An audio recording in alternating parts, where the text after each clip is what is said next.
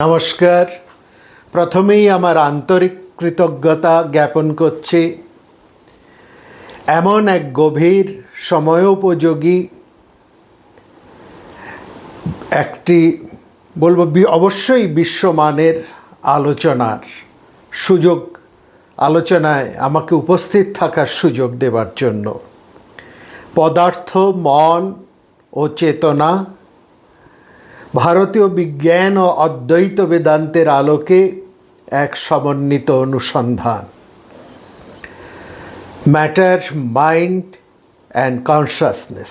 আজ আমরা এরকম তিনটি শব্দের সামনে দাঁড়িয়ে আছি যে শব্দগুলোকে ঘিরে মানব চিন্তার সমগ্র ইতিহাস আবর্তিত হয়েছে। পদার্থ, মন এবং চেতনা, ম্যাটার, মাইন্ড অ্যান্ড কনসাসনেস। আমরা পদার্থকে স্পর্শ করতে পারি, পরিমাপ করতে পারি, তার ভর নির্ণয় করতে পারি। আমরা মস্তিষ্কের নিউরনের কার্যকলাপ পর্যবেক্ষণ করতে পারি, তার বৈদ্যুতিক সংকেত রেকর্ড করতে পারি। কিন্তু একটি প্রশ্ন আজও সমগ্র বিজ্ঞানকে নীরবে ভাবিয়ে তোলে, যে আমি এই সমস্ত কিছু জানছি, সেই জানার আলোটি কোথা থেকে আসছে বা কোথা থেকে আসে। যন্ত্র তথ্য সংগ্রহ করতে পারে, কিন্তু যন্ত্র কি জানে যে সে তথ্য সংগ্রহ করছে বা কোথা থেকে করছে, কিভাবে করছে? মস্তিষ্ক চিন্তা করে, নাকি চিন্তার অভিজ্ঞতা মস্তিষ্ককে অতিক্রম করে? চেতনা কি কেবল নিউরনের জটিল সংগঠনের একটি পার্শ্ব প্রতিক্রিয়া, নাকি সমগ্র জগতের অভিজ্ঞতার মৌলিক ভিত্তি? এই প্রশ্নগুলোর উত্তর খুঁজতেই আজ বিশ্বের শ্রেষ্ঠ গবেষণাগার, স্নায়ু বিজ্ঞান, কোয়ান্টাম পদার্থবিদ্যা, কৃত্রিম বুদ্ধিমত্তা, আর্টিফিশিয়াল ইন্টেলিজেন্স যাকে আপনারা বলেন, এবং চেতনা বিজ্ঞান নতুন নতুন অনুসন্ধানে নিমগ্ন। কিন্তু বিস্ময়ের বিষয়,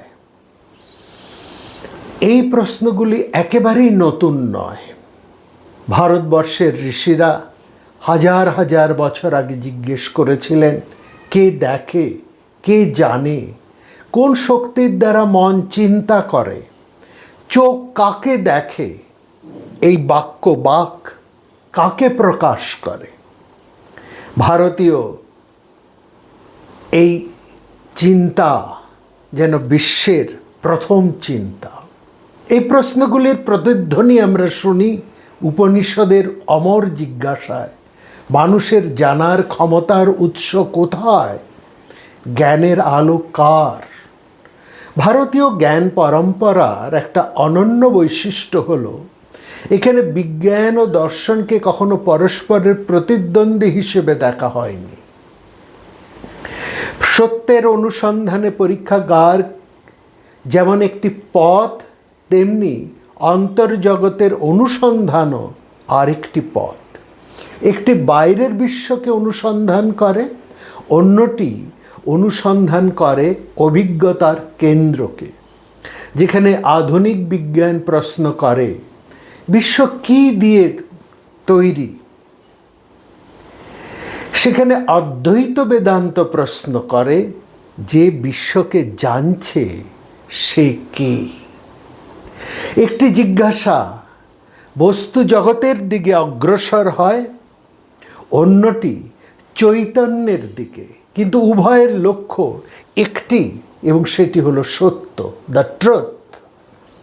আমার আজকের আলোচনা কোনো পক্ষকে অন্য পক্ষের উপর প্রতিষ্ঠিত করার প্রচেষ্টা নয়।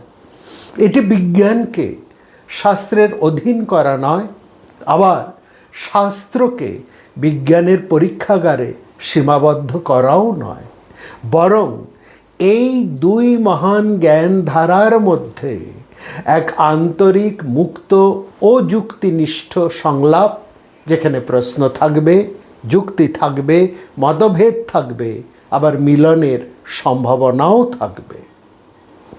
আজ আমরা চেষ্টা করব দেখতে ভারতীয় বৈজ্ঞানিক ঐতিহ্য, বিশেষত বৈশেষিক, সাংখ্য, যোগ ও অদ্বৈত বেদান্তের আলোকে পদার্থ, মন ও চেতনার ধারণা কিভাবে বিকশিত হয়েছে এবং আধুনিক পদার্থবিজ্ঞান, স্নায়ুবিদ্যা, স্নায়ুবিজ্ঞান ও চেতনা বিজ্ঞান সাম্প্রতিক আবিষ্কারের এবং তাদের সাম্প্রতিক আবিষ্কারগুলির সঙ্গে তার কোথায় সংলাপ, অর্থাৎ অদ্বৈত বেদান্তের সাংখ্য, যোগ, বৈশেষিক এইসব দর্শনের কোথায় সংলাপ, কোথায় পার্থক্য এবং কোথায় ভবিষ্যতের সম্ভাবনা।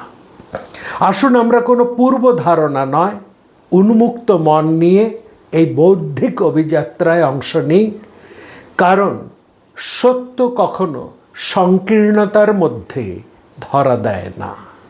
সত্য নিজেকে প্রকাশ করে সেই মননের কাছে যা বিনম্র, অনুসন্ধিৎস এবং নির্ভীক। আমাদের আজকের আলোচনার প্রথম প্রশ্ন, পদার্থ কি? প্রশ্নটি আপাতদৃষ্টিতে সহজ মনে হলেও মানব সভ্যতার দীর্ঘ ইতিহাসে এর কোনো একক ও চূড়ান্ত উত্তর এখনো পাওয়া যায়নি। বরং বিজ্ঞানের প্রতিটি যুগে পদার্থ সম্পর্কে আমাদের ধারণা বদলেছে, প্রসারিত হয়েছে, কখনো বা সম্পূর্ণ রূপান্তরিত হয়েছে। প্রাচীন মানুষ পাথর, জল, অগ্নি, বায়ু ও আকাশ এই দৃশ্যমান জগৎকেই বাস্তবতার ভিত্তি বলে মনে করেছিল। কিন্তু ভারতীয় ঋষিরা খুব তাড়াতাড়ি উপলব্ধি করেছিলেন যে দৃশ্যমান জগৎই সমগ্র সত্য নয়, যা চোখে ধরা পড়ে তারও অন্তরালে রয়েছে আরও সূক্ষ্ম এক বাস্তবতা। ঋগ্বেদের নাসদীয় সূক্তে এক আশ্চর্য প্রশ্ন উচ্চারিত হয়েছে। তখন না ছিল সৎ, না ছিল অসৎ, না ছিল আকাশ, না ছিল অন্তরিক্ষ। এটি কোনো ধর্মীয় ঘোষণা নয়, এটি এক গভীর দার্শনিক ও বৈজ্ঞানিক জিজ্ঞাসা। সৃষ্টির পূর্বাবস্থাকে বোঝার এই প্রচেষ্টা আজও মহাজাগতিক বিজ্ঞান, কসমোলজি এর অন্যতম এক মৌলিক প্রশ্ন। মহাবিশ্বের সূচনায় কী ছিল? স্থান, কাল এবং পদার্থেরও কি কোনো পূর্বাবস্থা ছিল? এই অনুসন্ধান পরবর্তীকালে ভারতীয় দর্শনের বিভিন্ন শাখায় আজও এবং আরও সুসংগঠিত রূপ লাভ করে। আমরা প্রথমে দেখি বৈশেষিক দর্শন, যেখানে ভারতবর্ষের পরমাণুবাদের একটা সূচনা হয়েছিল। মহর্ষি কণাদ তার বৈশেষিক দর্শনে ঘোষণা করেন যে দৃশ্যমান সমস্ত বস্তু অসংখ্য সূক্ষ্ম পরমাণু দ্বারা গঠিত। এই পরমাণু অবিভাজ্য, চিরন্তন এবং প্রত্যক্ষ ইন্দ্রিয় গ্রাহ্য নয়। এই অ্যাটম বিভিন্ন ধরনের পরমাণুর সংযোগ ও বিচ্ছেদের মাধ্যমে দৃশ্যমান বিশ্ব গঠিত হয়। লক্ষ্য করার বিষয়, এই তত্ত্ব গ্রিসের ডেমোক্রিটাসের পরমাণুবাদের সমসাময়িক বা স্বাধীন বিকাশ হিসেবেও কিন্তু বিশ্ব স্বীকার করছে, বিবেচনা করছে এবং এটিকে সেইভাবেই গ্রহণ করেছে। কিন্তু ভারতীয় পরমাণুবাদ কেবল পদার্থ গঠনেই সীমাবদ্ধ থাকেনি। এই জায়গাটা লক্ষ্য করার, এটি গতি, গুণ, সম্পর্ক, কারণ, কার্য এবং বাস্তবতার শ্রেণীবিন্যাস নিয়েও বিস্তৃত আলোচনা করেছে। কণাদের একটি গুরুত্বপূর্ণ শিক্ষা হলো বাস্তবতাকে জানতে হলে তাকে বিশ্লেষণ করতে হবে। এই বিশ্লেষণাত্মক মনোভাবই বিজ্ঞানের প্রাণ। এরপর আসি সাংখ্য দর্শনে। মহর্ষি কপিল বলেন, সমগ্র দৃশ্যমান জগতের মূল হলো প্রকৃতি, কিন্তু প্রকৃতি কেবল জড় পদার্থ নয়, এটি এক মৌলিক সম্ভাবনার ক্ষেত্র, যেখানে সত্য, রজ, তম এই তিন গুণ সাম্যাবস্থায় থাকে। যখন সেই সাম্য ভঙ্গ হয়, তখন ধাপে ধাপে মহৎ, অহংকার এবং স্থূল ভৌতিক জগতের প্রকাশ ঘটে। আধুনিক ভাষায় বললে এটি এমন এক গতিশীল মহাবিশ্বের ধারণা, যেখানে প্রকাশমান রূপগুলি এক গভীরতর মৌলিক অবস্থার বিকাশ মাত্র। যদিও সাংখ্য ও আধুনিক পদার্থ বিজ্ঞান এক নয়, তবু উভয়ের মধ্যেই একটি সাদৃশ্য লক্ষণীয়। দৃশ্যমান জগৎ কোনো চূড়ান্ত বাস্তবতা নয়, এটি আরও গভীর স্তরের প্রকাশ। এখন আমরা আধুনিক বিজ্ঞানের দিকে তাকাই। নিউটনের যুগে পদার্থ ছিল কঠিন, স্থির ও নির্দিষ্ট। মহাবিশ্বকে ভাবা হতো এক বিশাল যন্ত্র হিসেবে। কিন্তু বিংশ শতাব্দীতে আপেক্ষিকতাবাদ ও কোয়ান্টাম তত্ত্ব সেই ধারণাকে আমূল বদলে দেয়। আইনস্টাইন দেখালেন, পদার্থ ও শক্তি মূলত একই বাস্তবতার দুটি রূপ। তার বিখ্যাত সমীকরণ E=mc², এই সত্যের গাণিতিক প্রকাশ। অন্যদিকে কোয়ান্টাম তত্ত্ব জানালো, যাকে আমরা কণা বলি, তা কখনো কণার মতো, কখনো তরঙ্গের মতো আচরণ করে। আরও বিস্ময়কর, পরিমাপের পূর্বে তার অবস্থা সম্ভাবনার ভাষায় বর্ণিত হয়। অর্থাৎ পদার্থ আর নিছক কঠিন বস্তু নয়, এটি শক্তি, ক্ষেত্র, সম্ভাবনা এবং পারস্পরিক সম্পর্কের এক জটিল বাস্তবতা। আজকের পদার্থ বিজ্ঞানে মৌলিক বাস্তবতার ভাষা ক্রমশ বস্তু থেকে সরে এসে ক্ষেত্র, তথ্য এবং সমীকরণ অর্থাৎ field, information and mathematical structure এর দিকে অগ্রসর হয়েছে। এটা আমরা সবাই জানি। এখানে অদ্বৈত বেদান্ত একটি মৌলিক প্রশ্ন তোলে, যদি পদার্থ ক্রমাগত পরিবর্তনশীল হয়, তবে সেই পরিবর্তনকে জানছে কে? যে ব্যক্তি শৈশবে এক দেহে ছিল, যৌবনে অন্য দেহে, বার্ধক্যে আবার অন্য অবস্থায়, সে নিজেকে পরিচয় একটি বলে অনুভব করে কেন? উপনিষদ এই প্রশ্নের উত্তর খোঁজে বাহ্য জগতে নয়, জ্ঞাতার মধ্যে। অদ্বৈত বেদান্ত বলে, যা পরিবর্তিত হয় তা অনিত্য, আর যা সমস্ত পরিবর্তনের সাক্ষী সেটি প্রকৃত বাস্তব। অতএব পদার্থের অনুসন্ধান যত গভীরই হোক না কেন, এক সময় তা আমাদের নিয়ে আসে আরেকটি অনিবার্য প্রশ্নের সামনে: পদার্থকে জানছে কে? এই প্রশ্ন থেকেই আমাদের পরবর্তী আলোচনার সূচনা। কারণ পদার্থের রহস্য বুঝতে গেলে মনকে বুঝতে হবে, আর মনকে বুঝতে গেলে জানতে হবে চেতনার প্রকৃতি। সুতরাং এই আলোচনার শেষে এটা আমরা বলতে পারি, ভারতীয় বিজ্ঞান ও আধুনিক বিজ্ঞান উভয়ই পদার্থকে গভীরভাবে বিশ্লেষণ করেছে, কিন্তু ভারতীয় জ্ঞান পরম্পরা এখানেই থেমে থাকেনি। তারা অনুসন্ধানের দিক ঘুরিয়ে দিয়েছে পর্যবেক্ষকের দিকে। এই দৃষ্টিভঙ্গি ভারতীয় দর্শনের অনন্য অবদান, এবং সেটাই হচ্ছে আমাদের এই যে মন, ভারতীয় মনোবিজ্ঞান, স্নায়ুবিজ্ঞান এবং অদ্বৈত বেদান্তের সংলাপের একটি গুরুত্বপূর্ণ সোপান।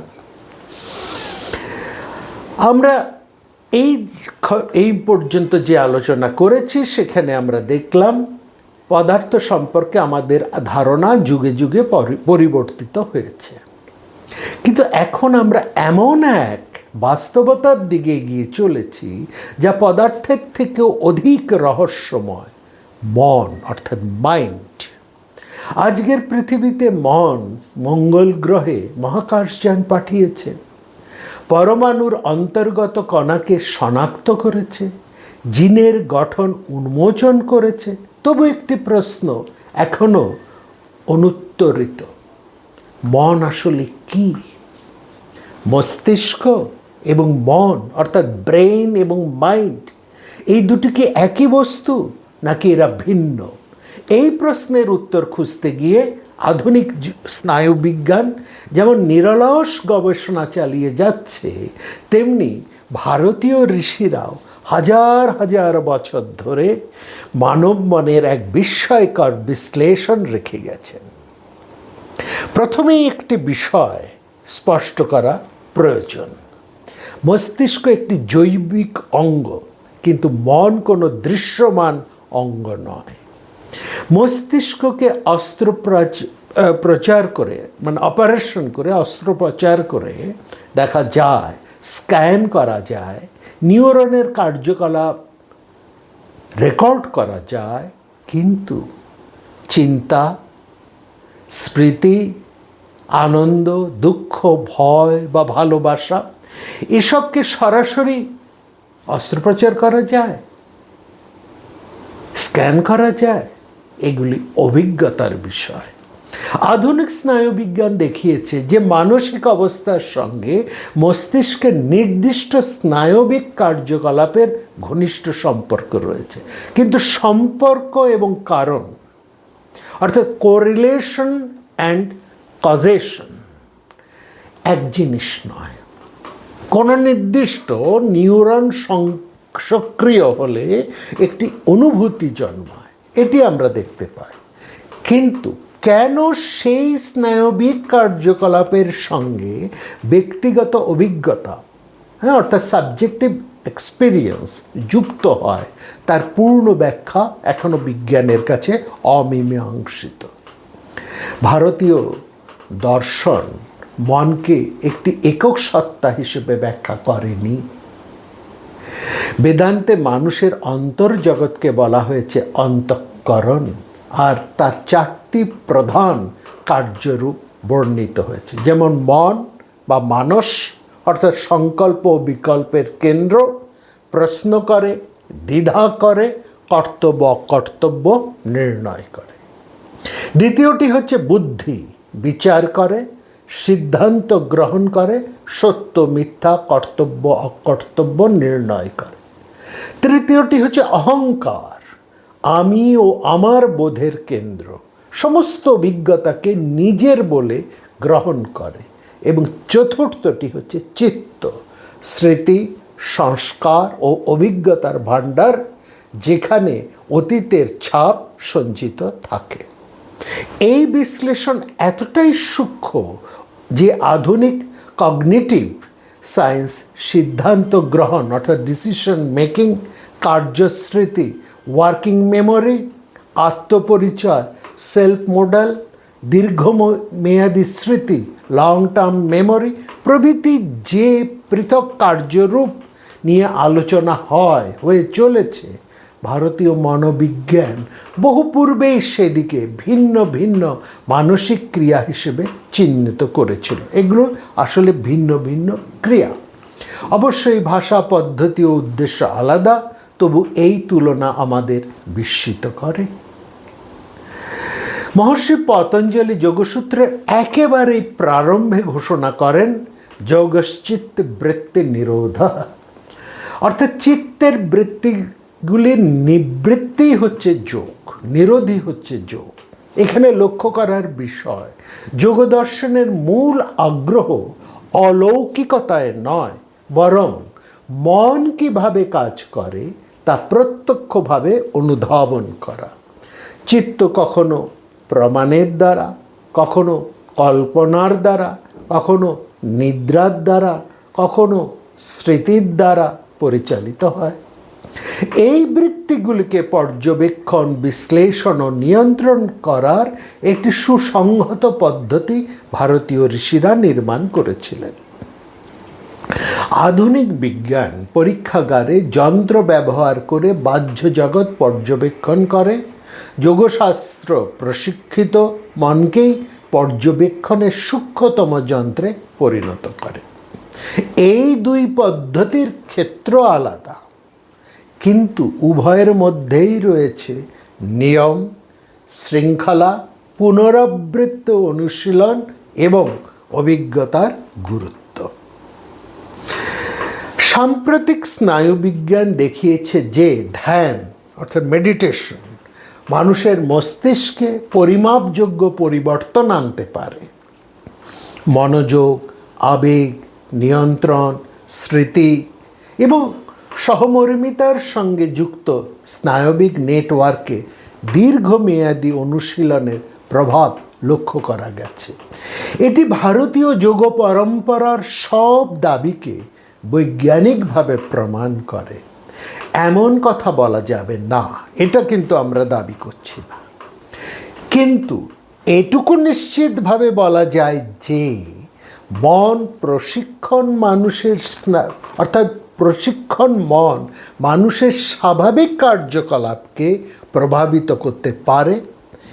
এ বিষয়ে আজ যথেষ্ট গবেষণা হয়েছে এবং সমগ্র বিশ্বর সমস্ত গুরুত্বপূর্ণ বৈজ্ঞানিক গবেষণাগার এই তত্ত্বকে স্বীকৃতি দিয়েছে। অতএব ভারতীয় যোগশাস্ত্রকে কেবল ধর্মীয় অনুশীলনের হিসেবে নয়, মানব মনের একটি গভীর প্রায়োগিক বিজ্ঞান হিসেবেও নতুন করে মূল্যায়ন করা হচ্ছে। এখানে অদ্বৈত বেদান্ত আবার এক গভীর প্রশ্ন তোলে। মন কি নিজে নিজেকে জানতে পারে? যখন আমরা বলি আজ আমার মন অস্থির, তখন কে জানছে যে মন অস্থির? যখন বলি আজ আমার মন শান্ত, তখন সেই শান্তিকে প্রত্যক্ষ কে করছে? অর্থাৎ মন নিজেই কি জ্ঞাতা, নাকি মনোজ্ঞানের একটি বিষয়? এটি সবচাইতে গুরুত্বপূর্ণ প্রশ্ন। অদ্বৈত বেদান্তের এই উত্তরও কিন্তু অত্যন্ত তাৎপর্যপূর্ণ। মন পরিবর্তনশীল, কখনো আনন্দিত, কখনো বিষণ্ণ, কখনো একাগ্র, কখনো বিক্ষিপ্ত। যে সত্তা এই সমস্ত পরিবর্তনকে জানে সে মন নয়, সে মনেরও সাক্ষী। এই কারণেই বেদান্তে মনকে সুপ্ত বলা হয় না। মন অত্যন্ত সূক্ষ্ম, অত্যন্ত শক্তিশালী, কিন্তু তবু সে পরিবর্তনশীল। পদার্থকে বোঝার জন্য বিজ্ঞান আমাদের দিয়েছে পরীক্ষাগার, মনকে বোঝার জন্য ভারতীয় ঋষিরা দিয়েছেন অন্তর্দর্শনের শাস্ত্র। কিন্তু একটি বাহিরের জগৎকে অনুসন্ধান করে, অন্যটি অন্তর্জগৎকে। কিন্তু উভয় অনুসন্ধানই এখন এসে দাঁড়িয়েছে এক অনিবার্য প্রশ্নের সামনে। যদি পদার্থ পর্যবেক্ষণের বিষয় হয়, যদি মন পর্যবেক্ষণের বিষয় হয়, তবে সেই পর্যবেক্ষক, হু ইজ দ্য সিয়ার, সেই পর্যবেক্ষক কে? এই প্রশ্নই আমাদের নিয়ে যাবে আজকের আলোচনার ক্ষেত্রে বা আলোচনার কেন্দ্রে, চেতনায়, কনসাসনেস। আমরা প্রথমে পদার্থ নিয়ে আলোচনা করেছি, তারপর মন সম্পর্কে আলোচনা করেছি। এখন আমরা এসে পৌঁছেছি এমন এক প্রশ্নের সামনে যার উত্তর খুঁজতে গিয়ে বিজ্ঞান, দর্শন, মনোবিজ্ঞান এবং আধ্যাত্মিক সাধনা সব পথই এক জায়গায় এসে মিলিত হয়েছে। সেই প্রশ্নটি হলো, চেতনা বা এই কনসাসনেস এটা কি? আমি যখন একটা ফুল দেখি তখন শুধু আলোর তরঙ্গ চোখে প্রবেশ করে না, আমরা সৌন্দর্যের অভিজ্ঞতা লাভ করি। আমরা যখন কোনো গান শুনি, সঙ্গীত, তখন শব্দ তরঙ্গ কেবলমাত্র কানে আঘাত করে না, আমাদের অন্তরে আনন্দ, বিষাদ, স্মৃতি এবং অনুভূতির জগৎ জেগে ওঠে। এই অভিজ্ঞতা, এক্সপিরিয়েন্স, এই যে আমরা জানছি, আমরা অনুভব করছি, এর প্রকৃতি কী? এই প্রশ্নই আধুনিক চেতনা বিজ্ঞানের কেন্দ্রীয় প্রশ্ন। স্নায়ুবিজ্ঞান আমাদের জানায়, চোখে আলো পড়লে স্নায়ু সংকেত মস্তিষ্কে পৌঁছয়, মস্তিষ্কের নির্দিষ্ট অংশ সক্রিয় হয়, বিভিন্ন নিউরাল নেটওয়ার্ক তথ্য প্রক্রিয়াকরণ করে। কিন্তু এখানেই একটা মৌলিক প্রশ্ন থেকে যায়, এই সমস্ত বৈদ্যুতিক ও রাসায়নিক প্রক্রিয়ার সঙ্গে ব্যক্তিগত অনুভূতির জন্ম হয় কিভাবে? অর্থাৎ নিউরনের কার্যকলাপ থেকে এই যে লাল রং দেখছি, আনন্দ অনুভব করছি, ব্যথা পাচ্ছি, এই আত্মগত অভিজ্ঞতা, সাবজেক্টিভ এক্সপিরিয়েন্স কোথা থেকে আসে? বিজ্ঞান এই যে সমস্যা, এই সমস্যাকেই সমকালীন দার্শনিকরা হার্ড প্রবলেম অফ কনসাসনেস নামে অভিহিত করেছেন। বিজ্ঞান এই প্রশ্ন এড়িয়ে যায়নি, বরং স্বীকার করেছে এটি এখনো সম্পূর্ণ সমাধান হয়নি। অদ্বৈত বেদান্ত এই সমস্যাকে অন্য দৃষ্টিকোণ থেকে দেখে। বেদান্তের বক্তব্য, চেতনা কোনো বস্তুর গুণ নয়, কোনো রাসায়নিক বিক্রিয়ার উপজাতও নয়, বরং চেতনা সেই আলো যার দ্বারা সমস্ত কিছু জানা যায়। উপনিষদ এক গভীর ভাষায় ঘোষণা করে, যার আলোয় সূর্য, চন্দ্র, অগ্নি সব কিছুই আলোকিত করতে পারে না, বরং যার দ্বারাই সব কিছু প্রকাশিত হয়। যার আলোয় সূর্য, চন্দ্র, অগ্নি কিছুই আলোকিত করতে পারে না, বরং যার দ্বারাই সব কিছুই প্রকাশিত হয়। এখানে আলো শব্দটি পদার্থগত আলো নয়, এটি সচেতনতার, জ্ঞানের আলো, প্রজ্ঞানের আলো। অদ্বৈত বেদান্ত বলে, দেহ পরিবর্তিত হয়, মন পরিবর্তিত হয়, চিন্তা পরিবর্তিত হয়, আবেগ পরিবর্তিত হয়, কিন্তু যে সত্তা এই সমস্ত পরিবর্তনের সাক্ষী, এই যে এখন আমি এখানে আছি, মুহূর্তে কোথাও উধাও হয়ে গেলাম, আবার এই কথায় ফিরে এলাম, যে চিন্তা নিয়ে করছিলাম সেই চিন্তা পাল্টে পাল্টে যাচ্ছে, এই মুহূর্তে ভালো লাগছে, এই মুহূর্তে ভালো লাগছে না, এই যে সত্তা এই সমস্ত পরিবর্তনের সাক্ষী, সে নিজে পরিবর্তিত হয় না। এখানে দ্রষ্টা এবং দ্রষ্টব্য এই বিষয় খুব গুরুত্বপূর্ণভাবে আমাদের ভারতীয় দর্শনে আলোচিত হয়েছে। এই সাক্ষী চৈতন্য যিনি দেখছেন, কোনো মানসিক অবস্থা নয়, বরং সমস্ত মানসিক অবস্থার অবিচল প্রত্যক্ষকারী। তিনি দেখছেন, দ্রষ্টা, আর সব দ্রষ্টব্য। জাগরণ মান্ডুক্য উপনিষদ মানুষের অভিজ্ঞতাকে তিনটি পরিচিত অবস্থায় বিশ্লেষণ করে। জাগ্রত অবস্থা, যেখানে আমরা বাহ্য জগতের সঙ্গে সম্পর্ক স্থাপন করি। স্বপ্নাবস্থা, যেখানে মন নিজেই এক অভিজ্ঞতার জগৎ নির্মাণ করে। সুষুপ্তি, যেখানে জাগতিক অভিজ্ঞতা ও স্বপ্ন উভয়ই অনুপস্থিত। প্রশ্ন হলো, এই তিন অবস্থার পরিবর্তন সম্পর্ক পরে আমরা কিভাবে বলতে পারি?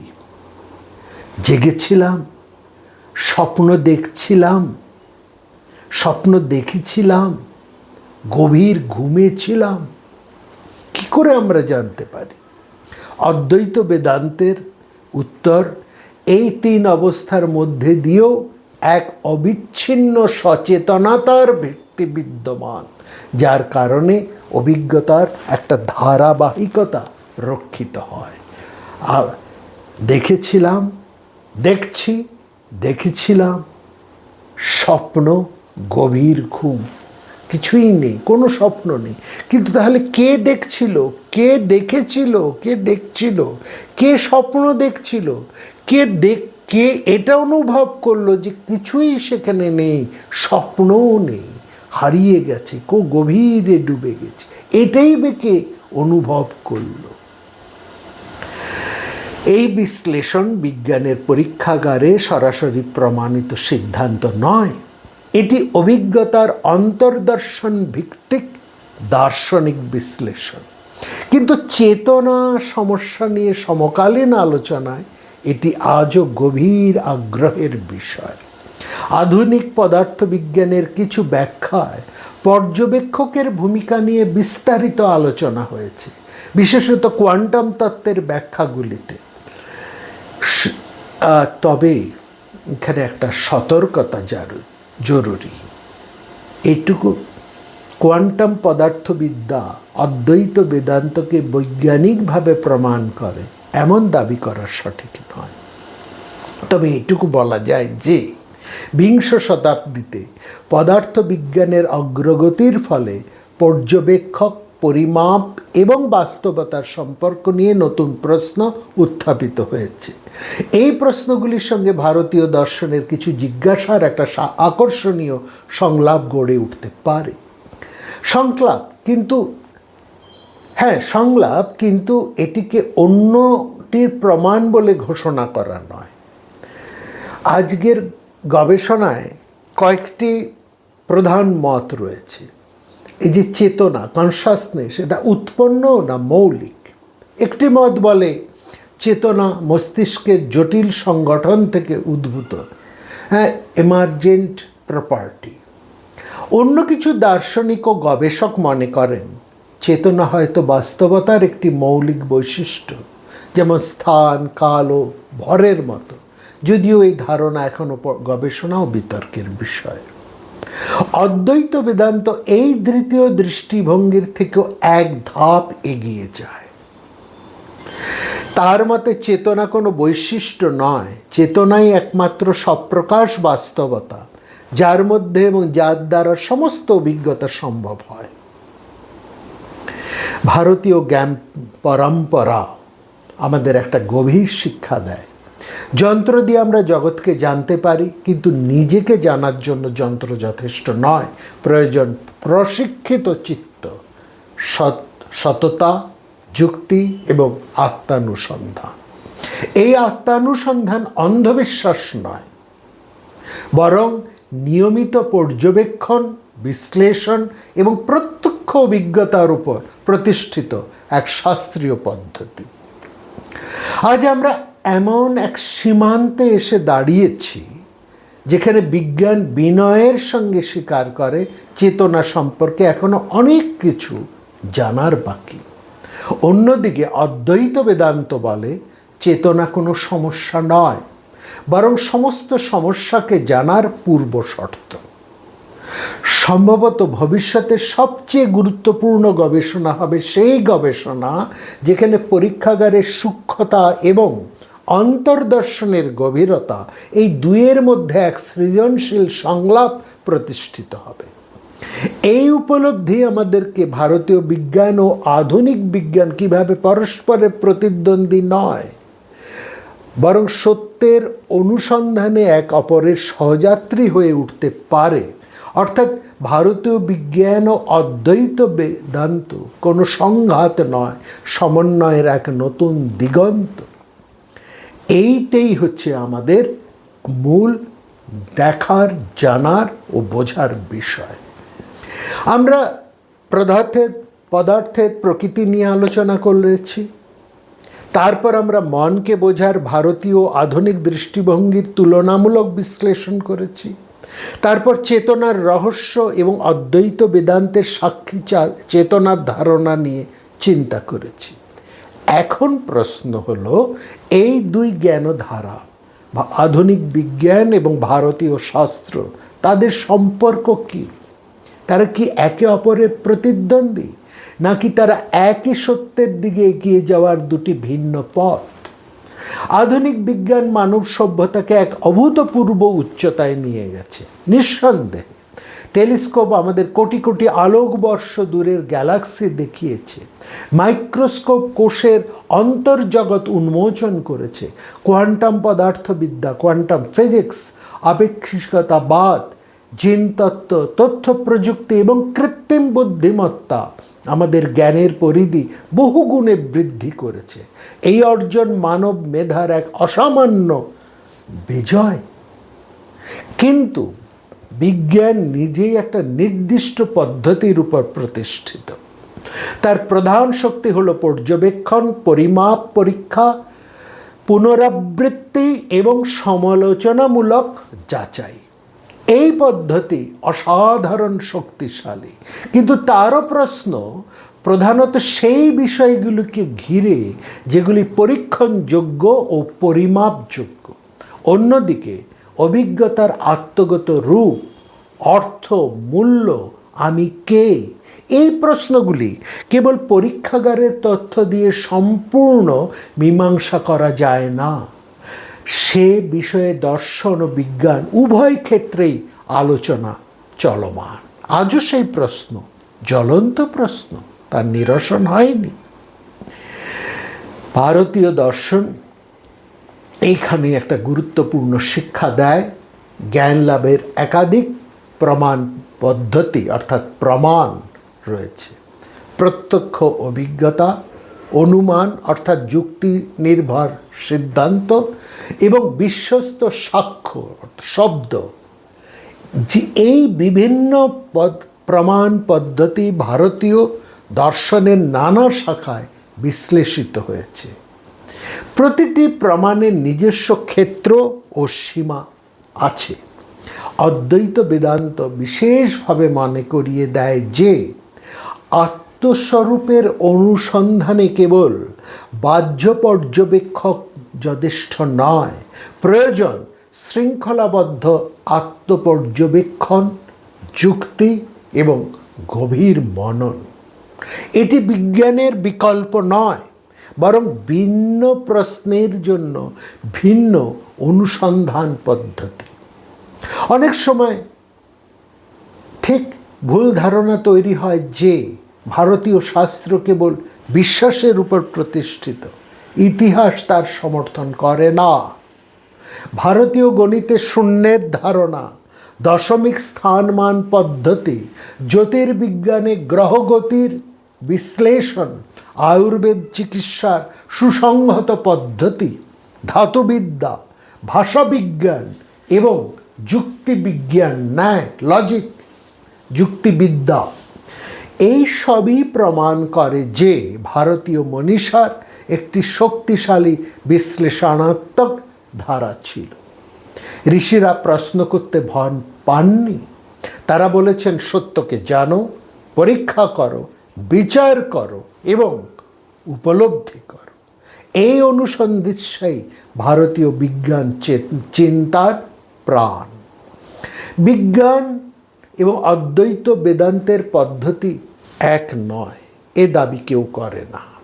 তাদের উদ্দেশ্য সম্পূর্ণ অভিন্ন নয়। তবু কয়েকটি মৌলিক ক্ষেত্রে এক আশ্চর্য সাদৃশ্য দেখা দেয়। উভয়ই অন্ধবিশ্বাসকে উৎসাহ দেয় না, উভয়ই যুক্তির উপর দাঁড়িয়ে আছে, উভয়ই প্রশ্ন করতে শেখায় অর্থাৎ যুক্তিকে গুরুত্ব দেয়, উভয়ই ব্যক্তিগত পক্ষপাত অতিক্রম করে সত্যের কাছে পৌঁছতে চায়, উভয়ই আত্মবিশ্বাসকে জাগিয়ে তোলে, আর সবচেয়ে বড় কথা উভয় বিনয় শেখায়। যত জ্ঞান বাড়ে ততই উপলব্ধি হয় অজানার পরিধি আরও বিশাল। আজ বিশ্বের বহু বিশ্ববিদ্যালয় স্নায়ুবিজ্ঞানী, মনোবিজ্ঞানী, দার্শনিক, কম্পিউটার এবং চেতনা গবেষক সমস্ত জায়গায় একসঙ্গে কাজ করছেন। ভারতীয় জ্ঞান পরম্পরা এই সংলাপে গুরুত্বপূর্ণ অবদান রাখতে পারে। বিশেষত মন, মনোযোগ, ধ্যান, আত্মপর্যবেক্ষণ এবং চেতনার বিশ্লেষণ, এই পাঁচটি মনের ক্ষেত্রে মনোযোগ, ধ্যান, আত্মপর্যবেক্ষণ এবং চেতনা বিশ্লেষণ। তবে এই অবদান হবে গবেষণা, যুক্তি ও সংলাপের মাধ্যমে, অতিরঞ্জিত দাবি বা বৈজ্ঞানিক প্রমাণ ছাড়া সিদ্ধান্ত ঘোষণার মাধ্যমে নয়। বিজ্ঞান ও শাস্ত্রের প্রকৃত মিলন ঘটে তখনই যখন উভয়ই সত্যের প্রতি বিশ্বস্ত থাকে। এখানে কোনো অতিরঞ্জিত দাবি বা অবৈজ্ঞানিক কথাবার্তার এতটুকু স্থান নেই। একমাত্র মূর্খ যারা, তারাই এসবের দাবি করে। বিজ্ঞান ও শাস্ত্রের প্রকৃত মিলন ঘটে তখনই যখন উভয়ই সত্যের প্রতি বিশ্বস্ত থাকে। হ্যাঁ, এখানে একটা প্রশ্ন সেটা তো আসেই যে আপাত বিরোধ কোথায়। প্রথম দৃষ্টিতে মনে হয় আধুনিক বিজ্ঞান বলে জড় পদার্থ থেকেই ধীরে ধীরে জীবন, মস্তিষ্ক এবং চেতনার উদ্ভব। অন্যদিকে অদ্বৈত বেদান্ত বলে চেতনাই একমাত্র সপ্রকাশ সত্য, পদার্থ মন সেই চেতনার মধ্যেই প্রতীয়মান। অর্থাৎ বিজ্ঞানের দৃষ্টিতে ম্যাটার, লাইফ, মাইন্ড, কনসাসনেস। অদ্বৈতের দৃষ্টি থেকে কিন্তু সম্পূর্ণ উল্টো দিক থেকে কনসাসনেস, মাইন্ড, ম্যাটার অভিজ্ঞতার স্তরে প্রকাশ। এখানেই আপাত বিরোধ। এই বিরোধের প্রকৃত কারণ কি? কারণ দুটি জ্ঞান ব্যবস্থা দুটি ভিন্ন প্রশ্নের উত্তর দিচ্ছে। বিজ্ঞানের প্রশ্ন, বিশ্ব কিভাবে কাজ করে, how does the universe work, কিভাবে নক্ষত্র সৃষ্টি হয়, কিভাবে ডিএনএ কাজ করে, কিভাবে নিউরন তথ্য আদান প্রদান করে, এই কার্যকারণ, কজ এফেক্ট সম্পর্কে প্রশ্ন। অন্যদিকে অদ্বৈত বেদান্তের প্রশ্ন যে এই সমস্ত কিছু জানছে কে? সে কে? যে জানছে সে কে? কে জগৎকে জানছে? কে চিন্তা করছে? কে সুখ দুঃখ অনুভব করছে? অর্থাৎ অদ্বৈতের প্রশ্ন অন্টোলজির সাথে সাবজেক্টিভিটির প্রশ্ন। একটা উপমা আমরা দিতে পারি। ধরা যাক একজন বিজ্ঞানী সিনেমা হলে সমস্ত যন্ত্র পরীক্ষা করছেন। তিনি বলছেন আলো কোথা থেকে আসছে, লেন্স কিভাবে কাজ করছে, প্রজেক্টর কিভাবে ছবি প্রজেকশন করছে, ফেলছে, সবই সত্য। কিন্তু একজন দর্শন শাস্ত্রবিদ তিনি প্রশ্ন করলেন, ছবিটা কে দেখছে? এই প্রশ্নের উত্তর প্রজেক্টর বিশ্লেষণ করে পাওয়া যাবে না। দুটি প্রশ্নই সত্য, কিন্তু দুটি প্রশ্ন এক নয়। শঙ্করাচার্য কখনো বলেননি পৃথিবী নেই। তিনি বলেছেন জগৎ ব্যবহারিক স্তরে সত্য, কিন্তু পারমার্থিক স্তরে ব্রহ্মই একমাত্র সত্য। এই ব্রহ্ম হচ্ছে বিরাট, চেতনা, কনসাসনেস। এখানে তিন স্তরের সত্যের ধারণা অত্যন্ত গুরুত্বপূর্ণ। প্রাতিভাসিক অর্থাৎ ভ্রমমূলক সত্য, ব্যবহারিক, প্রায়োগিক বা অভিজ্ঞতাগত সত্য এবং পারমার্থিক, চূড়ান্ত সত্য। বিজ্ঞান মূলত ব্যবহারিক সত্য নিয়ে কাজ করে, অদ্বৈত অনুসন্ধান করে পারমার্থিক সত্য। দুই স্তরকে এক করে ফেললেই বিভ্রান্তি জন্মায়। বিজ্ঞান কোথায় থেমে যায়? বিজ্ঞান বলতে পারে এই নিউরন সক্রিয় হয়েছে, এই রাসায়নিক পরিবর্তন ঘটেছে, এই অঞ্চলে শরীরে এই অঞ্চলে রক্ত প্রবাহ বেড়েছে। কিন্তু বিজ্ঞান এখনো নিশ্চিতভাবে বলতে পারেনি কেন এইসব ঘটনার সঙ্গে অভিজ্ঞতা, এক্সপিরিয়েন্স যুক্ত হয়। এটাই হার্ড প্রবলেম। অদ্বৈত বলে একটি বিষয় কখনো অস্বীকার করা যায় না, সেটি হলো আমি সচেতন। সব কিছু নিয়ে সন্দেহ করা যায়, কিন্তু সন্দেহ করছি এই চেতনা নিয়ে সন্দেহ করা যায় না। এই কারণে অদ্বৈতের সূচনা কনসাসনেস থেকে। তাহলে প্রকৃত সমাধান কোথায়? প্রকৃত সমাধান হলো বিজ্ঞান এবং অদ্বৈত একই বাস্তবতার দুই ভিন্ন স্তর নিয়ে আলোচনা করছে। বিজ্ঞান ব্যাখ্যা করে রিয়ালিটি অ্যাজ অবজার্ভড, আর অদ্বৈত অনুসন্ধান করে reality as experienced by the knower, যিনি জেনেছেন তার অভিজ্ঞতার ভিত্তিতে। অর্থাৎ বিজ্ঞান উত্তর দেয় হাউ, অদ্বৈত উত্তর দেয় হু। শঙ্করাচার্য বারবার বলেছেন আত্মা কখনো জ্ঞানের বিষয়, অবজেক্ট হতে পারে না। আত্মাই সমস্ত জ্ঞানের বিষয়, সাবজেক্ট। এই একটি বাক্য আধুনিক চেতনা দর্শনের বহু আলোচনার কেন্দ্রবিন্দুর সাথে গভীরভাবে সাযুজ্যপূর্ণ। আমাদের দৃঢ় বিশ্বাস আগামী শতাব্দীর দর্শন ও বিজ্ঞান এই উপলব্ধির দিকেই অগ্রসর হবে। বিজ্ঞান জানবে চেতনার প্রকাশ, মেকানিজম অব কনসাস প্রসেসিং কিভাবে ঘটে। অদ্বৈত বেদান্ত অনুসন্ধান করবে চেতনার স্বরূপ, nature of consciousness as the witnessing subject. সেটা কি? উইটনেসিং সাবজেক্ট সেটা কি? দুইয়ের কাজ আলাদা, কিন্তু পরস্পর বিরোধী নয়। আধুনিক বিজ্ঞান জগৎকে জানার বিজ্ঞান, অদ্বৈত বেদান্ত জ্ঞাতাকে, সিয়ারকে, অবজারভারকে জানার বিজ্ঞান। জগৎকে না জানলে বিজ্ঞান অসম্পূর্ণ, আর জ্ঞাতাকে, দ্রষ্টাকে না জানলে জ্ঞান অসম্পূর্ণ। তাই এরা প্রতিদ্বন্দ্বী নয়, একই সত্যের দুটি পরিপূরক অনুসন্ধান। এবার সবটাকে আমরা মোটামুটি গুটিয়ে আনি। আজকের আলোচনা আমরা এখানেই শেষ করব, কিন্তু আমি বিশ্বাস করি এই আলোচনা শেষ হওয়ার জন্য নয়, বরং একটি নতুন আলোচনা সূচনা করার জন্য। মানব সভ্যতার ইতিহাসে যারা জ্ঞানের নতুন দিগন্ত উন্মোচন করেছেন তারা কখনো সহজ উত্তরে সন্তুষ্ট হননি। তারা প্রশ্ন করতে শিখিয়েছিলেন। সক্রেটিস প্রশ্ন করেছিলেন, বুদ্ধ প্রশ্ন করেছিলেন, তারও আগে উপনিষদের ঋষিরা প্রশ্ন করেছিলেন। আমাদের একটা প্রশ্ন উপনিষদই আছে। গ্যালিলিও, নিউটন, আইনস্টাইন তারাও প্রশ্ন করেছিলেন। প্রশ্নই মানুষের সবচেয়ে বড় শক্তি। তাই বিদায় নেওয়ার আগে, আজকের আলোচনা শেষ করার আগে আমি আপনাদের সামনে কয়েকটি প্রশ্ন রেখে যেতে চাই। আমরা কি কেবল কার্বন, অক্সিজেন, হাইড্রোজেন এবং কিছু রাসায়নিক বিক্রিয়ার সমষ্টি?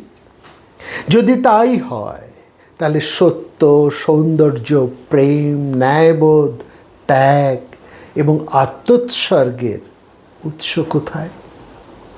যদি চেতনা কেবল নিউরনের উৎপাদন হয় তবে আমি বলে যে অভিজ্ঞতা তার স্বরূপ কি? আর যদি চেতনা মৌলিক হয় তবে বিজ্ঞান কিভাবে তাকে অনুসন্ধান করবে? আমরা কি কেবল মহাবিশ্বকে পর্যবেক্ষণ করছি, নাকি মহাবিশ্ব নিজেই আমাদের মাধ্যমে নিজেকে জানার চেষ্টা করছে? It's a very important question.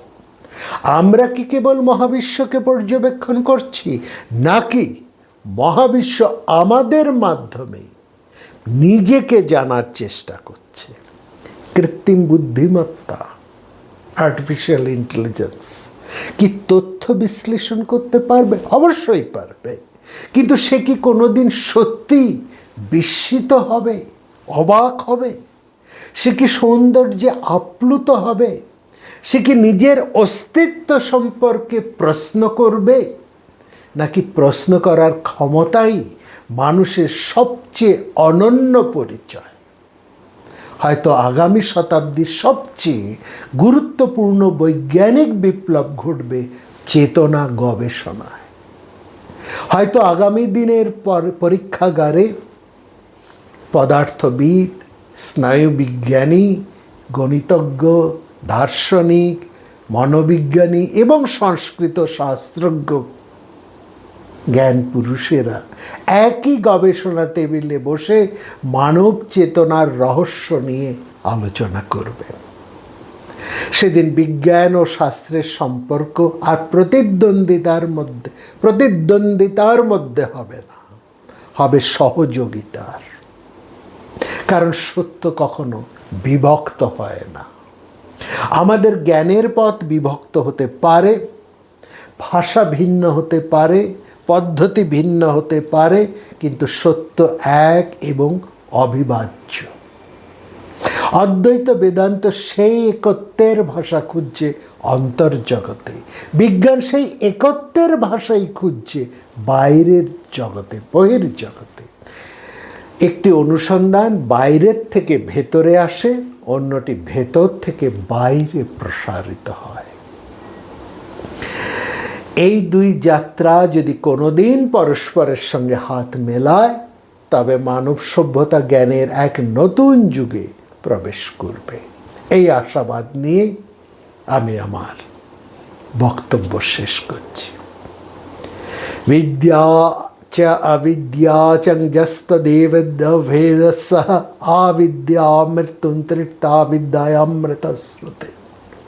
যিনি বিদ্যা এবং অবিদ্যা উভয়কেই যথার্থভাবে উপলব্ধি করেন, তিনি অবিদ্যার মাধ্যমে জগতের প্রয়োজনীয় সীমাবদ্ধতাকে অতিক্রম করেন এবং বিদ্যার মাধ্যমে অমৃত রূপ সত্যকে উপলব্ধি করেন। বিজ্ঞান আমাদের জগৎকে জানার শক্তি দেয়, আত্মবিদ্যা আমাদের নিজেদের জানার প্রজ্ঞা দান করে।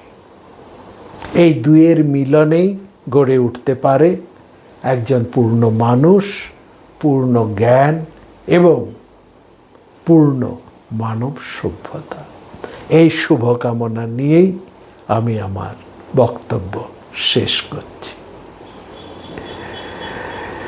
আপনাদের সবাইকে এতক্ষণ ধৈর্য নিয়ে শোনার জন্য আন্তরিক ধন্যবাদ জানাচ্ছি। নমস্কার।